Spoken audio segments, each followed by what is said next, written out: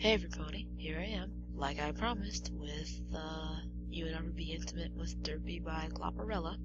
I promised I would do it, and here it is. I just wanted to say, first off, sorry about, if, this didn't turn out as good as I thought it would. Hopefully I'm not screwing up my Derpy voice any worse or anything, hopefully. I think I held it pretty well, and as for the Twilight voice, again, sorry. It's not exactly defined, which is because I'm not used to doing it that much, but I promise I will work hard as I can to work that off better. And with all that said, let's begin. You Will Never Be Intimate with Derpy by Cloperella. You clumsily push your way through the branches and shrubbery of the ever-free forest, trying desperately to find some sort of way out. The unicorn pony Twilight Sparkle had been guiding you through the wilderness, suggesting that her friend Zecora might help put together a brew that would be able to send you back home. Not that you were in any hurry to return home. Your stay in Ponyville for the past few days had been more than enjoyable. After the initial shock of there being a human in Ponyville, much like with Zecora, the residents were more than ready to welcome you after a bit of explanation. You'd been keeping up with the unicorn for a good while. A pack of timber wolves ambushed you and split the two of you up. You had no intentions of abandoning your unicorn companion, but in the haze of trying to escape their ravenous wooden claws, you couldn't keep track of her. You really hope she's all right. You do not know what you'd do if she were to get hurt while trying to help you. You call out her name every minute or so, straining to hear for a response. You know that you won't be able to last much longer in this forest without some pony or other friendly creature to look out for you. Thankfully, you reached a part of the forest with less trees and brush, so walking is a bit easier. While calling out for Twilight, you trip over something so quickly that your head meets the ground with a vicious whack. You're somehow uninjured despite a throbbing lump and some dizziness. You look back and find a large compilation of stones gathered together, the cause of your vicious fall. You wonder who, or what, would want to gather so many stones here, and for what purpose. "Oh no!" a boyish voice calls out in front of your body. Are you okay? I didn't think anybody would trip over my stone collection." You face forward and see a gray Pegasus with blonde hair and a pair of adorable yellow eyes looking back at you. You must have hit your head harder than you thought. You can't keep proper alignment with her eyes. You shake your head looking back at her, but you still see the same distortion. Then you realize it's not your head. These amber eyes are notably crossed, one facing upwards, the other facing downwards. Even though they aren't facing forward, her smile lets you know that she's looking right at you. You think. "Hiya, I'm Derpy." The blonde Pegasus pipes different word to you. You nod your head and introduce yourself as you climb to your feet and brush the dirt off the forest off you. You ask what she's doing here, more specifically, why she has a random pile of rocks gathered in the middle of the forest. "Well, I was gonna make a fire," she explains, trotting over to the pile and poking the stones with gusto. "But whenever I keep rubbing the sticks against the tinder, they always break. So I've been going back and forth trying to find stronger sticks." You look around the pile and notice a mess of tree bark and flint scattered around. You then crouch in front of Derpy and politely tell her that in order to make a fire, you're supposed to rub the tinder with the stones in order to set the wood on fire. Derpy scrunches her mouth up for a bit of pondering your suggestion, until her eyes and mouth suddenly go wide. "Oh yeah, that's right." "My bad," she laughs cheerfully at her own mistake. "Thanks for reminding me. I would have been going through sticks all day if you hadn't told me. She smiles and you shake your head at her bubbly personality. But what are you doing here? She asks, flying up and hovering across, close to your face. You tell her that you were with Twilight earlier, trying to find your way to Zeccora's hut, but before you were attacked by timberwolves. I saw her reach the hut earlier. Don't worry, she's not hurt at all. You want me to help you find her? You nod your head in approval. Okay, sure, but, before we head off, can I ask you a few questions? You shrug and tell her that it won't be a problem with you. Slightly smiling brightly, she floats down to the ground, tucking her wings in and plopping her behind on the ground with a soft whump. So, what are you? You're the strangest looking pony I've ever seen. You take a seat on the ground and cross your feet together and explain that you're not from this world. You're a human that somehow found their way to Ponyville and don't know how to get home. Oh, a human? She exclaims in an excited voice. That's so cool. I thought humans were make-believe. I never thought I'd see one up close. You tell her that you had been publicly introduced to the town yesterday afternoon, so as to ease the minds of the confused citizens. When you had first been spotted in town, mass chaos had broken out, as some of the younger ponies had thought you were a monster. They thought you were a monster? Why? Monsters are ugly. You're not ugly. You're just different. She projects a heartwarming smile at you, while her eyes switch places with each other, awkwardly eyeing you up and down. You chuckle and thank her for her kind words, then ask where she was to have missed out on such an extravagant occurrence. I was out here in the forest. I haven't been in town for a few days. You ask her why? Because Her crossed eyes shifted to one side as her ears drooped slightly. It's a long story.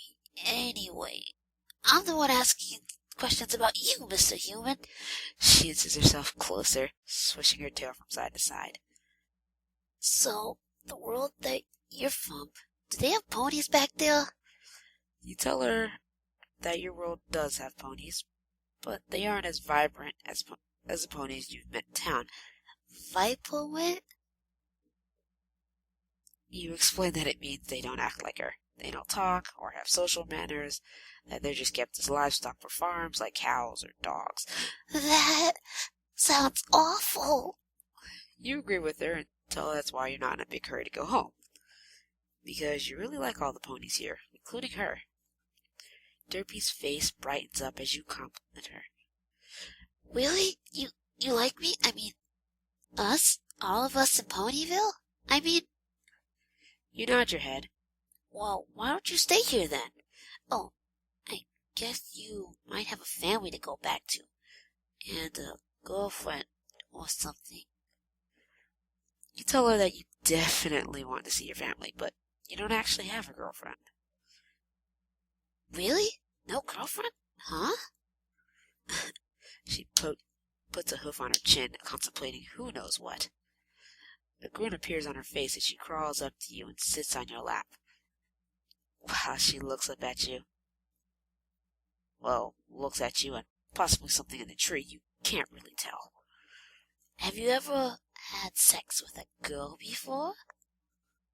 You tell her regrettably that your sexual endeavors are at a pathetic minimum. Aw, poor guy. Well, guess I mean you've never had sex with a pony, huh? Your eyes flare up at her question. You shake your head violently, knowing how awful something like that would be back in your world. Why are you doing that? It doesn't freak you out, does it? I thought you liked me. Us. You said we were vibrant.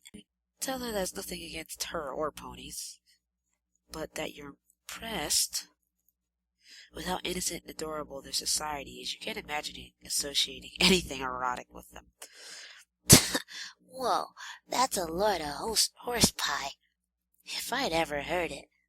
We all have sex here.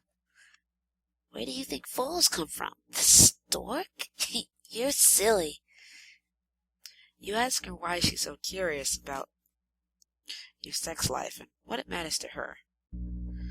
Well, Derpy nervously scratches her to the ground, searching for the right words. I guess you could tell I'm a little different from other ponies. You put on a face suggesting that you can't possibly imagine what she's referring to. The eyes, silly. Don't pretend you don't notice them. I'm not stupid, you. You wince for a second, but tell her that they aren't off-putting at all. They're just as surprised at first when you first see them. You get used to them easily after a while. Well, some ponies used to make fun of me when I was a filly. They thought I was slow, and being kind of a klutz didn't help out either. So I always used to read fantasy stories when I was alone. I'd read about creatures called humans, who were big and tall and strong and all sorts of stuff. I guess when I got older, I just always had some idea that I'd get to meet a human someday, and You leaned your head towards her for a bit, trying to ascertain what she was getting at.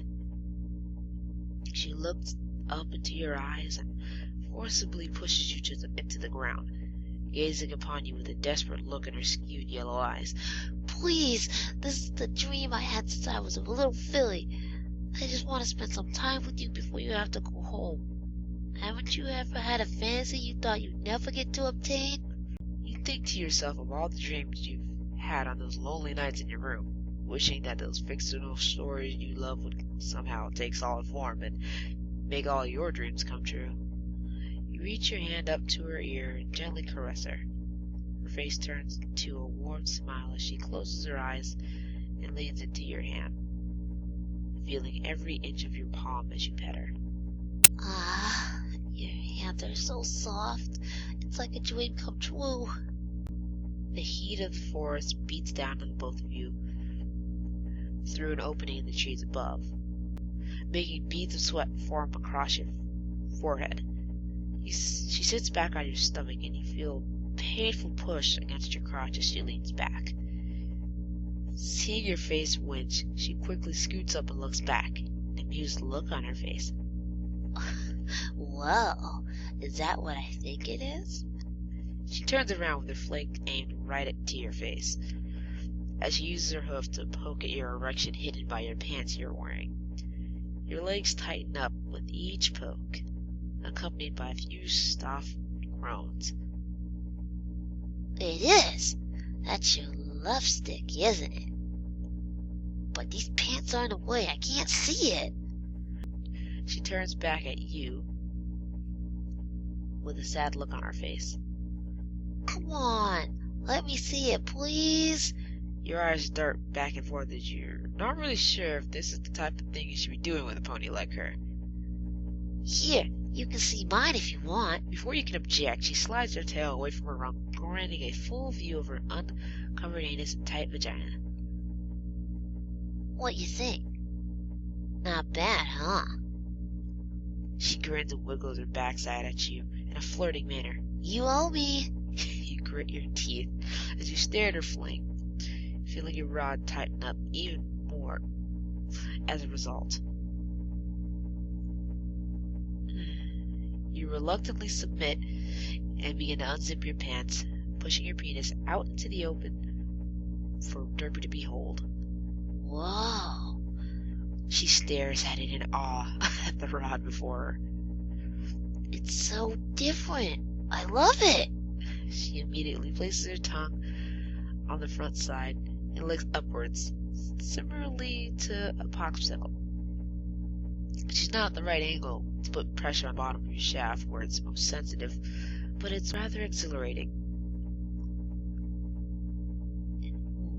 It's a bit smaller, but the top is nice and round, so it probably feels better inside. She places her lips on the top of the head and gently begins to nom on it. You can tell she's not really trying to give you a full oral experience. She just wants to play around and see how it feels. You think to yourself, if she's going to experiment with your body, you have every right to do the same to her. You reach your hand up and place them firmly on her prominent butt cheeks, gently scratching above her bubbly cutie mark. She lets out a satisfied sigh at having her hiney scratched. Before you give both her cheeks a firm squeeze, you hear her giggle and she wiggles it back and forth in excitement. After a bit of groping, you take one hand and extend its pinky, rubbing it across the seal of her vaginal lips. You hear her let out an excited whinny as you move your finger across her. Her rear end tenses up, the small wetness excreting out of her as you move. Hearing her whinny suddenly reminds you what you're doing. You're fingering a horse. It may be from another world and have the intelligence of a human, but you're still feeling up the genitals of a horse. Whatever. You think to yourself, this horse is asking for it. You withdraw your pinky and move your hand up closer to the top of her lips, feeling around with your thumb until you come across the button feeling of what has to be her clitoris. You sandwich it between your thumb and index finger and give it a slight pinch. Ah! You hear Derpy scream as she releases your penis from her mouth, looking back at you in shock. What the heck was that? You tell her that it's just your fingers. Fingers? You could do that with fingers? You nod at her with a proud smirk on your face. I'll never go back to cults again. Their hoods won't be the same for me.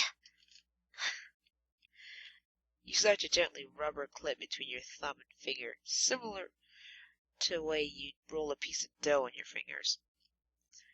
She moans loudly as you touch her, running her hooves across your stomach in a wild passion against your testicles. You feel your penis rev up harder as she rubs you. Oh, sorry. I forgot all about your special place. She quickly places her mouth back on top of you, and this time puts in a good effort to move her lips up and down your shaft. Feeling her grip against your skin makes you tilt your head back in pleasure, mostly from how much she's enjoying your treatment of her. Her lips have become significantly wetter since you began to rub her. Her vagina is almost glistening at this point. Another minute goes by, and Derpy spits you out of her mouth again. I'm sorry, I can't concentrate. You're driving me just wild. I love your fingers. She rears her flank closer to you and flaps her wings in excitement, cooling your face down in the heat of the forest. Derpy's moans grow louder and louder as you continue to play with her. They become shorter and more cut off as she places her hooves on your hamstrings, rears herself up for her climax. She turns her head back and she looks at you with her wall eyes, her mouth hanging open in intense passion. Oh man, I'm gonna,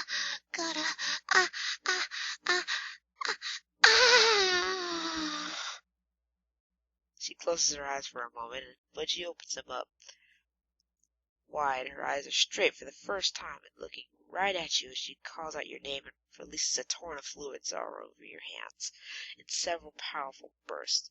Seeing her expression change so suddenly confuses you immensely. You don't know if her eyes uncrossing is a good or bad thing, but seeing it so suddenly causes your brain to twitch.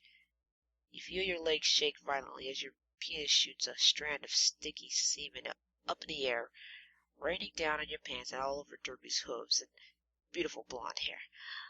Oh boy, frosting! She licks up a strand onto her hooves and smacks it around in her mouth, trying to get a proper taste.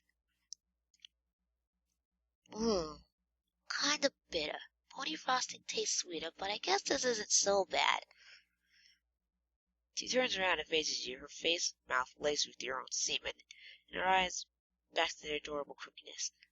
Thanks for that. It was awesome. She quickly leans in and kisses your mouth, causing you to spit and lick the top of your arm to get your own DNA out of your mouth. Oops. Derpy suddenly realizes her mistake and put her hooves to her face in a shameful manner. My bad. After doing what you could to get the taste out of your mouth, you look up at her sad face and feel ashamed of yourself. You smile and pat her hair, telling her that it's no big deal.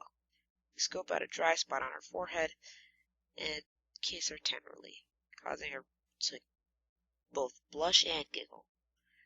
Thanks. You're really nice. She scoots herself off your stomach and shakes what she can of your seed off of her hair and sending it flying in numerous directions. After cleaning herself off, you zip up your pants and tell her that now you'd like to ask her a question. Oh, sure. What do you want to know? You ask her why she's really out here, all by herself in the forest. You say that she should be back in Ponyville with the other residents, where things are more civilized. Her ears droop as her face takes on a sorrowful expression. I don't think I belong in that town anymore. I can't do anything right except cause trouble. When I was supposed to help Rainbow Dash fix Town Hall, I just ended up breaking it even worse. I thought it would be better if I left town, because I think every pony's really tired of putting up with me. Her words stab at your heart. You tell her that she's not such a bad pony, that she's just like you, different. Thanks, she says with a faint smile on her face, but only for a brief moment. But it's different with you. You don't wreck everything you touch, or frustrate anybody. I do. Just try not to be a burden for them anymore. You see her eyes water up slightly before she turns her head away from you. I better go now. Don't tell any pony I'm here, okay? She flares her wings up and quickly bolts through the trees as you try in vain to call out for her. As she disappears, you hear another voice call out your name in the distance. It is the voice of Twilight Sparkle, getting closer until she finally bursts out of the branches behind you. There you are, the purple unicorn exclaims as she finally sees you. I've been looking all over for you. I was starting to worry that those Timberwolves might have gotten to you. Hey, are you okay? She asks, noticing your sad face. You nod and tell her it's nothing. Well, I managed to find a way to Zikora's, and she was nice enough to recommend me some ingredients for something that might be able to get you home. Unfortunately, we're going to have to order them from another part of Equestria, so we'll have to put in an order at the Ponyville post office. She begins to trot her way to the edge of the empty space in the forest. Come on, stay close to me this time. You follow behind Twilight Sparkle as the two of you make your way out of the forest. While you walk, you turn back and look up, wondering if the blonde cross-eyed Pegasus might still be around somewhere. I'm sorry. We're not able to process any mail right now. The light brown mail pony hastily explains with a large bag of letters strapped on his back. Are you kidding me? Twilight Sparkle asks in a frustrated tone. Why in Equestria or not? The Ponyville post office has never shut down their services for any reason before. What's going on? Well, we're really having some trouble. One of our best mail bearers has gone missing, and we have no idea where she is. I've been handling all of her usual deliveries, but I just moved here a few days ago, so I have no idea where every pony lives. You interject between the two of them and ask the mail colt if he's referring to a mare by the name of Derpy. Yeah, that's her, he responds energetically. Have you seen her? Please tell me you have. You want to tell him that she's in the Everfree Forest, but you remember her last words to you. Don't tell any pony I'm here, okay? Well, it doesn't matter, he explains while you stay silent. Just make sure you give her these. He drops the bag of mail he was carrying on the ground and brings an equally large bag to you. These are all the letters addressed to her. Well, they're actually addressed to the post office, but they all have her name on the front. Saying like, where's Derpy, or bring Derpy back, or something. Didn't know what to do with them, since no one has seen her at home and all. Looking at the huge bag of mail, you rear yourself up and hoist it on your back. Thanks, buddy. I really owe you one. You and Twilight Sparkle exit the building as you strain to keep the bag from toppling off you. You saw her in the forest, didn't you? Twilight asks you. You ask her what makes her think that, and she scoffs at you. Because you've been with me the entire time we made you public to the town up until we were separated in the forest. I don't even have to be Princess Celestia's pupil to figure that one out. You roll your eyes at her bragging. Well, let's get going. We've got to find her soon before... You tell her with firm resolve that you can't have her come with you. This is something you have to do alone. Are you crazy? You'll get eaten alive. You don't know the forest like I do. Yeah. Making your way toward the woods, you mutter under your breath that now is the best time to learn it. You spend what seems like hours trudging through the woods, calling out for Derpy. Sweat collects on your forehead as your strength challenges your ability to carry the heavy bag on your back. You somehow find a familiar clear spot where you met her, with the pile of rocks still where you first found them. You hear the faint sound of sniffing coming from above you, making you stop in your tracks. You look at your side and see a blonde tail hanging from a tree branch. Following it up, you see a familiar flank adorned with the cutie mark of bubbles. The Pegasus currently has her face buried in her hooves, not even able to see you looking at her. You call out to her gently. She sees you for a moment and wipes her eyes hastily before she looks at you and smiles, red puffy mist surrounding her eyes. Hey, it's you again. What's up? You urge her to come back down with you to Ponyville as you finally let the bag drop from off your back, taking an instantaneous reprieve. Oh, I told you already. That's not my home anymore. I don't want to go there, and I don't think anybody wants me either. You tell her to think again, and you pull out an envelope with a rainbow and lightning strike as a stamp. You open it and scan the first 2 lines before you read it out loud. Dear Postal Ponies, what happened to Derpy? I haven't seen her deliver my mail for the past 3 days. It's like she's completely disappeared off the face of the planet. I feel really bad, because the last time I talked to her, I was really angry. Not at her, I was just having a bad day because I couldn't sleep the night before, and I had to fix town hall while I was tired and cranky. I just took my frustration out on her. And she didn't deserve it. She's a good pony. Sure, she makes some mistakes, and we all make mistakes.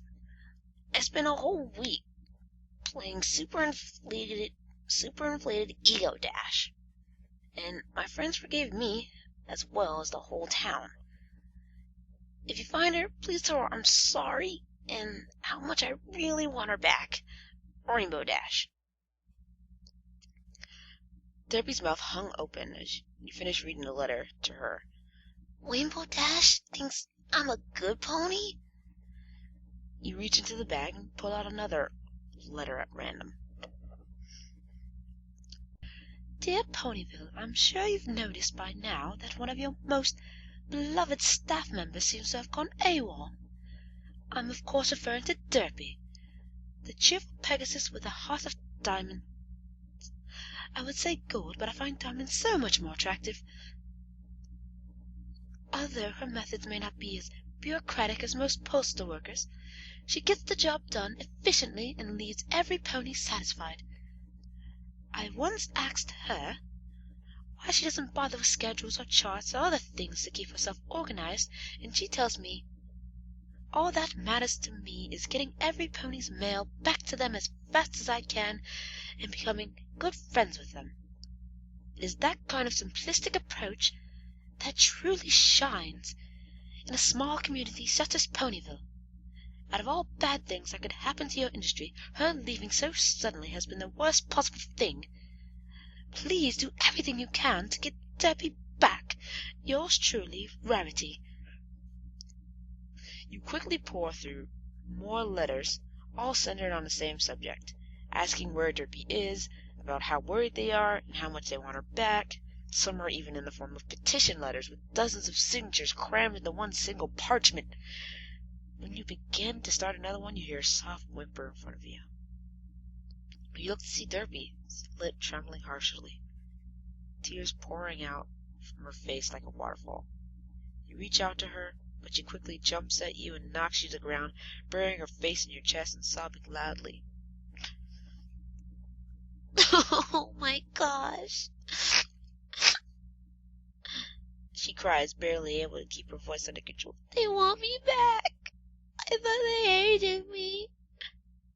And I even started to hate myself. I can't believe everybody loves me so much. She continues to weep uncontrollably into you as you hug her tightly and stroke her hair. You tell her that she shouldn't be surprised that she's loved by so much.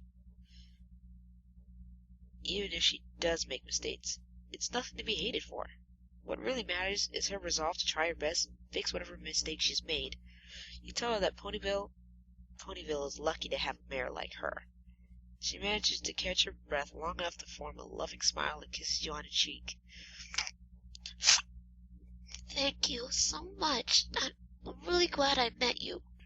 You scratch the back of your neck in a bashful manner, while she sniffs up the tearful mess on her face.